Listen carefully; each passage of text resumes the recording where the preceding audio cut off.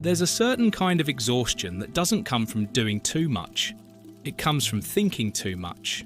You're lying in bed and your mind is already 3 steps ahead, rehearsing tomorrow's conversation, replaying today's mistake, calculating every possible outcome of a decision you haven't even made yet. And the strangest part? From the outside, you look fine. You smile, you work, you show up, you even make plans. But inside, there's a hum that never quite stops. It's not panic. It's not fear of one specific thing. It's the feeling that something is always about to go wrong, even when everything is currently fine.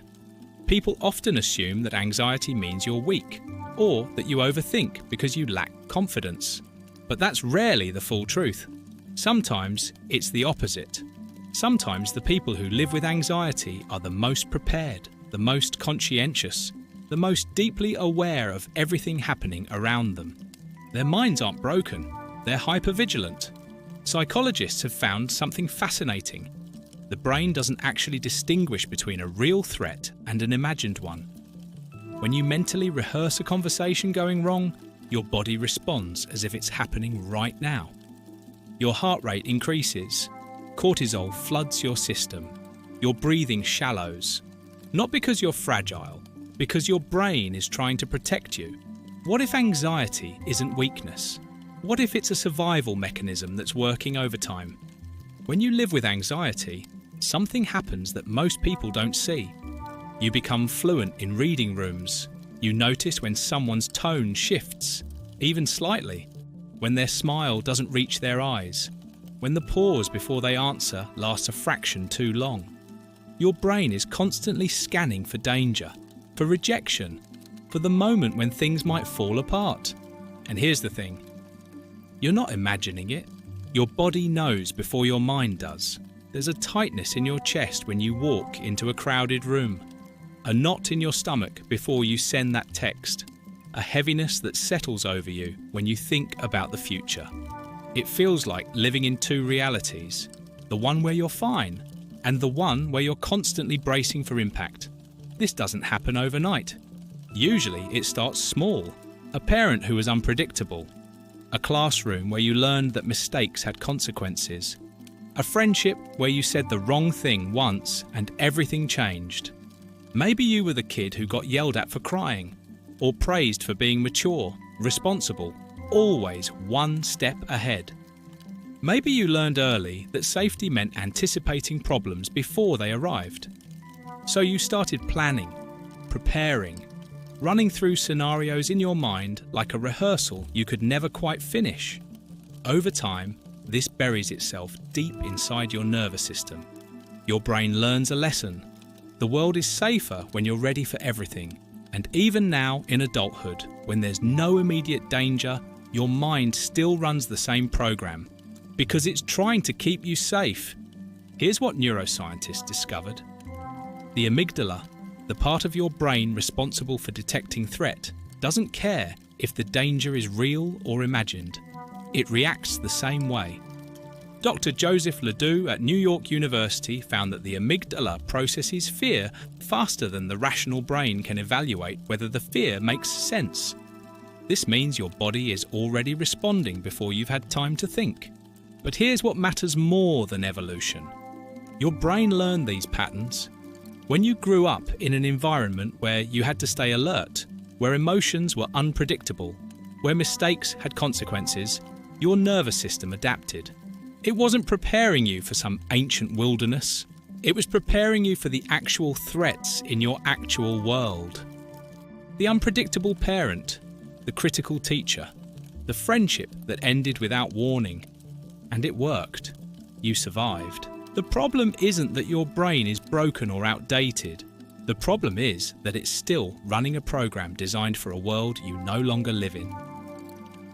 Not the prehistoric world, the world of your past. The world where vigilance kept you safe, where anticipating problems protected you, where reading every signal correctly mattered. Your brain learned that uncertainty equals danger. And now, in a world full of uncertainties that never resolve, that alarm system, rarely gets to rest. You face threats your younger self never had to navigate.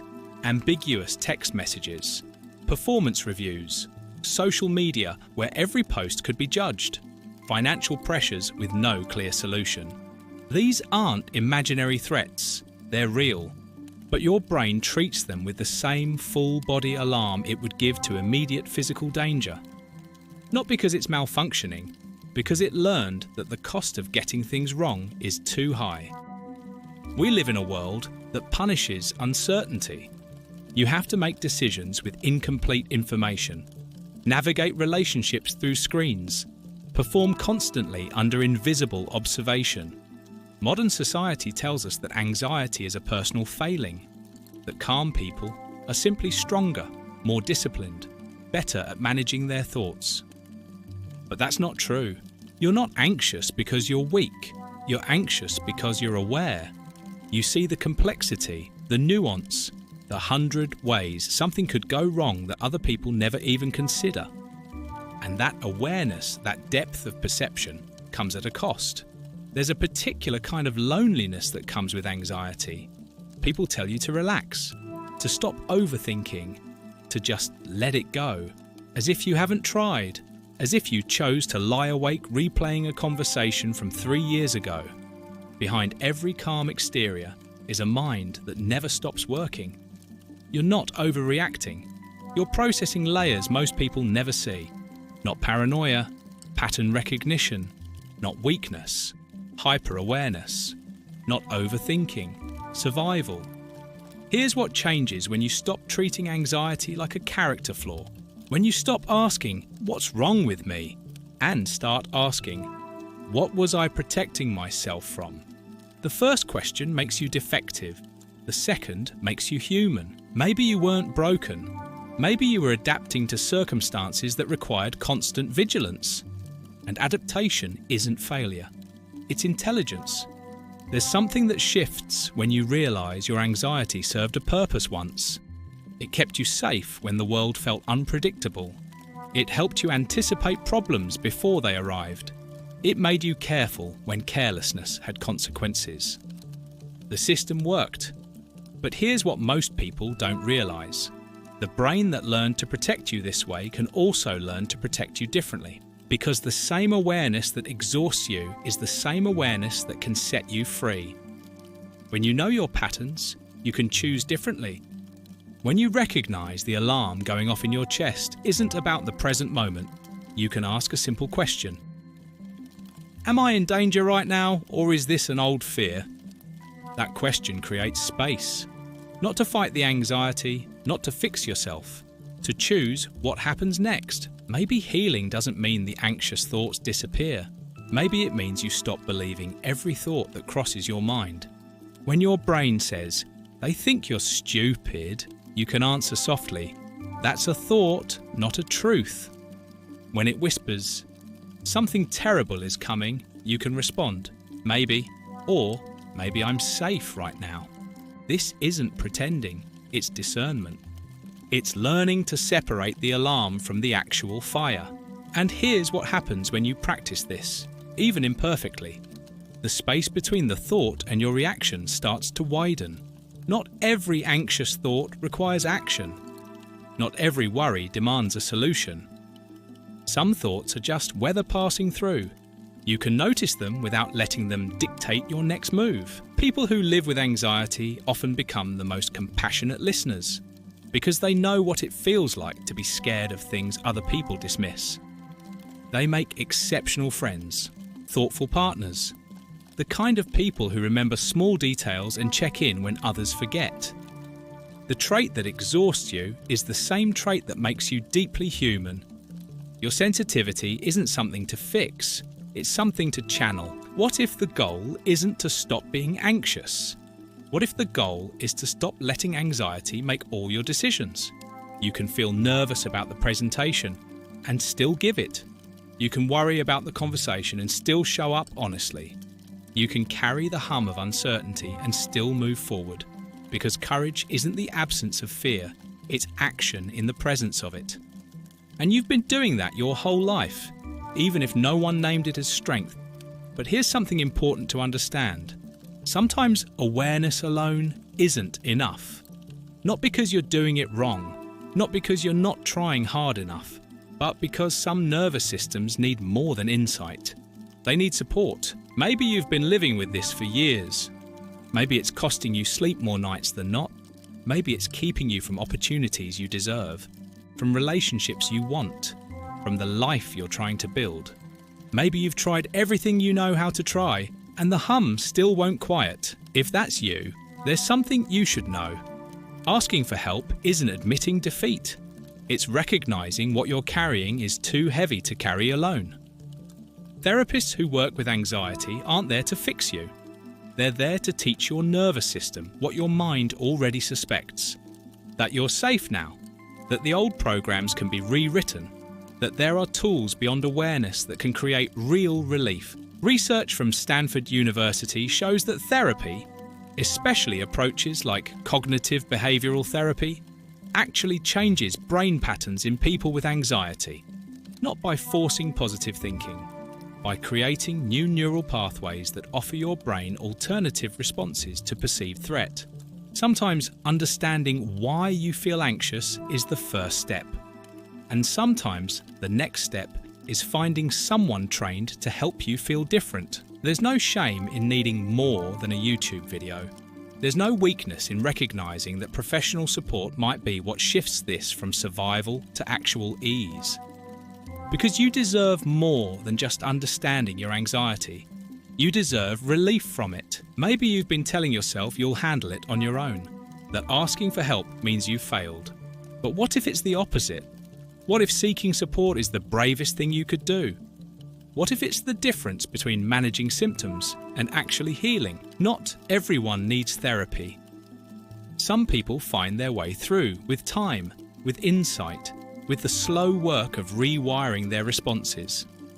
But if you've been white-knuckling your way through life, if anxiety is making decisions you wish you could make differently, that's a signal worth listening to. So here's what becomes possible when you shift your relationship with anxiety, whether through your own understanding or with support from someone trained to guide you. There will come a morning when you wake up and realize you slept through the night. No spiraling, no rehearsing, no 3 a.m. mental gymnastics, just rest. It won't happen every night, but it will happen more often than it does now. There will come a moment when you send a text without rereading it 10 times, when you say what you mean without calculating every possible reaction. When you trust that if you make a mistake, you'll handle it. Not because the fear disappeared, because you stopped letting it be in charge. There will come a day when someone asks how you're doing, and you pause. Because for the first time in a long time, the answer isn't automatically, fine. It's actually true. You'll realise that the weight you've been carrying has lightened. Not because you fixed yourself, because you finally got the support your nervous system needed. You'll walk into a room full of people and feel the familiar tightness start. But this time, you won't spiral. You'll take a breath. You'll remind yourself that discomfort isn't danger. And you'll stay.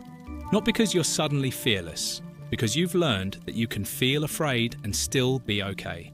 Maybe one day you'll meet someone who's struggling with the same thoughts that once consumed you. And you'll look at them with a gentleness you're still learning to give yourself. You'll say, I know what that feels like, and I also know there's help if you need it. And they'll see in your eyes that you really do, that you've been there, that you've found a way through, not around, through.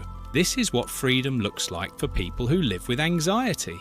Not the absence of worried thoughts, but the presence of choice. Not a calm mind, but a grounded body. Not certainty about the future, but trust in yourself to handle what comes. You'll still have hard days, days when the hum gets loud again. But you'll know something you didn't know before. It's temporary. It's weather. It will pass. And you'll have proof, written in your own experience, that you've survived every single hard day so far. That's not nothing. That's everything. So if you're someone who lives with anxiety, please hear this. You're not broken. You're not too much. You're not failing at being human. You're carrying a nervous system that learned to protect you by staying on high alert. And that made perfect sense once, but you're not that child anymore. You're not in that classroom, that house, that friendship where one wrong word changed everything. You're here now. And here you get to decide what safety means. It doesn't mean controlling every outcome. It means trusting yourself to adapt to whatever shows up. It doesn't mean never feeling anxious. It means knowing that anxiety is information, not identity. It doesn't mean doing this alone. It means having the courage to reach for support when understanding alone isn't creating the relief you deserve. There will still be moments when your mind races, when you lie awake imagining disasters that will never happen. And that's okay. That's not failure. That's not regression. That's being human with a brain wired for survival in a world full of real uncertainty. But there will also come a moment, maybe soon, maybe with help, when you realise something has shifted. You'll be sitting quietly and you'll notice the hum has softened. Not because you conquered anxiety, because you stopped being at war with it. You learn to say, "I see you, I know you're trying to help, but I'm okay right now." And the anxiety won't disappear, but it will stop running your life. All the years you spent believing something was wrong with you will suddenly make sense. You'll realise that hypervigilance was never weakness. It was a survival strategy that worked when you needed it most. And now you're learning new strategies. Ones built on trust instead of fear, on presence instead of prediction, on support instead of isolation, on compassion instead of control. Maybe that's the deepest kind of healing there is. Not fixing yourself, freeing yourself, not eliminating anxiety, transforming your relationship with it. Not white-knuckling alone, opening your hand to help when you need it, not overthinking. Deep awareness, not brokenness, becoming, not weakness. Wisdom earned through survival. Walk gently with yourself. You're not broken, you're learning. And sometimes, the bravest part of learning is knowing when to learn with someone by your side.